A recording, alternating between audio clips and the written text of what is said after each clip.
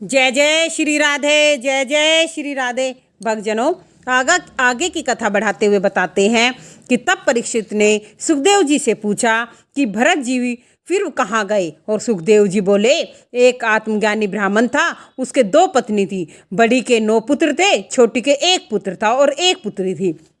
राजा भरत छोटी रानी के ही पुत्र रूप में जन्मे थे, तब उनका नाम भरत रखा।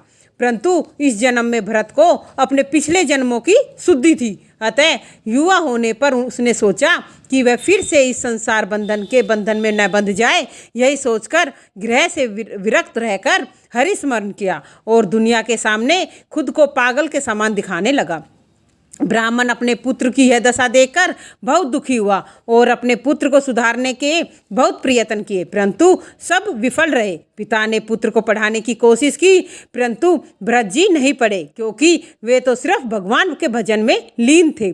तब समय के साथ ब्राह्मण का काल आ गया और तब उनकी छोटी पत्नी भी अपने पुत्र और पुत्री को अपने भाइयों के भरोसे छोड़ उनके साथ सती हो गई।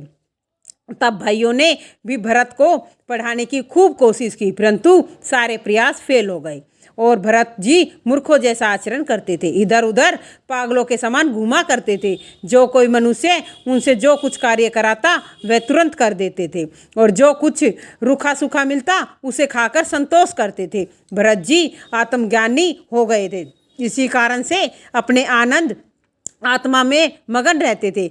उनका देह अभिमान छूट गया था। वे प्रत्येक ऋतु में सदैव नंगे घूमा करते थे, तो वो सिर्फ एक लंगोट और जनेऊ धारण करते थे। उनकी महिमा को कोई भी नहीं जान सकता, जब उन्हें मूर्ख और पागल ही जानते थे। इसलिए लोगों ने उनका नाम जड़ भरत रख दिया था कि इसके कोई फर्क नहीं पड़ता, चाहे सर्दी हो, चाहे गर्मी हो, चाहे बारिश हो, चाहे इसको रोटी दो या ना दो, चाहे इसको गाली दो, चाहे इसको अच्छे से बोलो, तो मतलब इसके शरीर पर कोई असर नहीं है। तो ये हमें भक्तजनों कहने का अभिप्राय वो कैसा हो गया, जड़। जैसे एक चीज़ जड़ हो जाती है, अब पेड़ है, उसको हम एक जगह खड़ा रहता है, धूप हो छाँव हो कैसे, तो उसको क्या नाम दे दिया, जड़ भरत।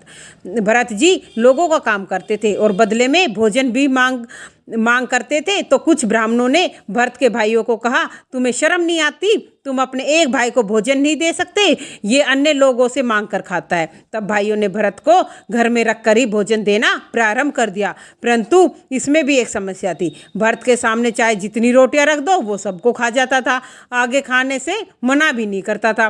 तब तो रोटियां बनाने वाली पत्नियों ने अपने आप को अति संकट में जाना और अपने पतियों से कह दिया कि यह व्याधा हमसे नहीं भोगी जाएगी। तब जड़ भरत ने भाइयों के उन्हें धान की खेती में क्यारियां बनाने के लिए काम दे दिया, परंतु भरत जी को कोई काम सही से नहीं करते थे, परंतु फिर भी वह पक्षी पशु और चोरों से खेत की दिन रात रखवाली करते थे। हे परीक्षित, एक शाम तक नाम का भिलो का राजा था। वह भद्रकाली का बड़ा उपासक था। उस राजा के कोई संतान नहीं थी, जिस कारण उस राजा ने भद्रकाली की मनौती कर रखी थी। कहा कि मुझे मनुष्य की बलि चढ़ानी है। हे राजन, कुछ समय पश्चात शाम तक राजा के यहाँ एक पुत्र उत्पन्न हुआ। तब उस राजा ने भद्रकाली पर चढ़ाने के लिए एक मनुष्य का जो मोल लेकर पाला कि समय पर उसकी बलि माता को चढ़ाऊंगा, परंतु उस मनुष्य को यह बात पता चल गई कि वह कुछ दिन पश्चात राजा के उसे बलि चढ़ाने वाला है। तब वह अपने प्राण बचाने की नीयत से एक रात के समय भाग गया। जब राजा को यह बात पता चली, जो मनुष्य बलि के लिए पाला गया था वो भाग गया, तब तो दूतों को आज्ञा दी कि शीघ्र ही उस मनुष्य को ढूंढ कर लाओ। तब राजा के दूत हर जगह उस मनुष्य को ढूंढने लगे, परंतु कहीं भी वह नहीं मिला।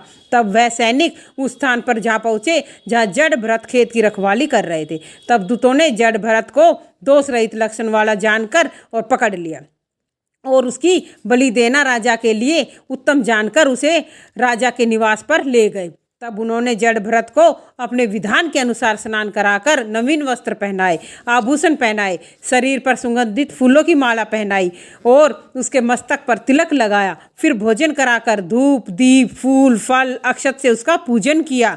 फिर उत्सव मनाया। जड़ भरत को भद्रकाली के मंदिर में लाया गया। राजा शाम तक भी उसे जड़ भरत को देखकर प्रसन्न हुआ कि यह मनुष्य बलि के लिए अच्छा है, इसे अपने मरने का कोई भय नहीं है। तब राजा ने पुरोहित से अपना विधान कर जड़ भरत को मारने के लिए अपना तीक्ष्ण धार वाला खड्ग हाथ में उठाया।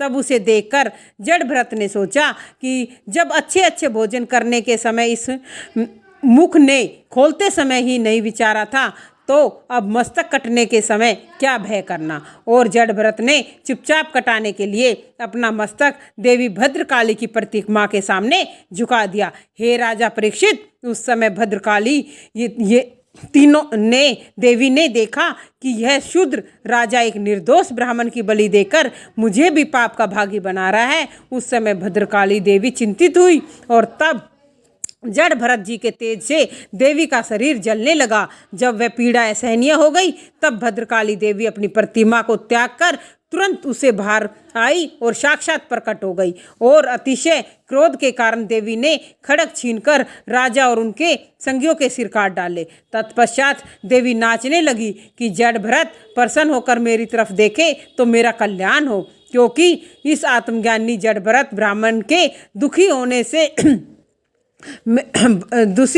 होने से मेरा भला नहीं है। तब फिर भद्रकाली ने जड़ भरत को उसी मुद्रा में खड़े देखा तो स्तुति करते हुए बोली कि हे ब्राह्मण, मेरा अपराध क्षमा करो, क्योंकि जब किसी का भक्त या सेवक किसी अन्य का अपराध करता है तब उसके स्वामी का नाम रखा जाता है। तब तो देवी के वचन सुनकर जड़ भरत ने कहा कि देवी, आत्मा का कभी नाश नहीं होता, इसलिए मैं अपना शरीर कटाने से कभी नहीं डरता, परंतु मुझे इस बात की चिंता है कि तेरा भक्त इस पाप के बदले नरक भोगेगा। तब तो यह वचन कह देवी को प्रणाम कर राजा भरत अपने स्थान को चले गए।